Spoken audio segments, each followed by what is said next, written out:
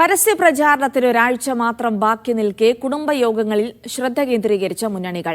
LDF-ന് വേണ്ടി മന്ത്രിമാരും UDF-ന് വേണ്ടി പ്രധാന നേതാക്കളുമാണ് കുടുംബയോഗങ്ങളിൽ പങ്കെടുക്കുന്നത്. M. സ്വരാജ് രണ്ടാം ഘട്ട പ്രചാരണവും ആര്യാടൻ ഷൗക്കത്ത് മൂന്നാം ഘട്ട പ്രചാരണവും തുടരുകയാണ്.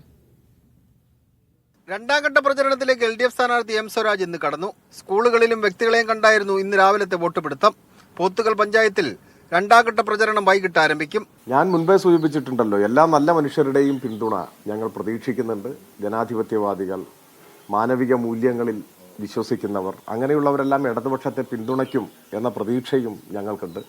8 മന്ത്രിമാർ ഇന്ന് മണ്ഡലത്തിലെ കുടുംബയോഗങ്ങളിൽ സജീവമായി. UDF സ്ഥാനാർത്ഥി ആര്യാടൻ ഷൗക്കത്ത് വഴിക്കടവ് എടക്കര പഞ്ചായത്തുകൾ കേന്ദ്രീകരിച്ചായിരുന്നു വോട്ട് പിടിച്ചത്. KPC അധ്യക്ഷൻ അടക്കമുള്ള നേതാക്കൾ കുടുംബയോഗങ്ങളിൽ പങ്കെടുത്താണ് പ്രചരണത്തിന് നേതൃത്വം നൽകുന്നത്.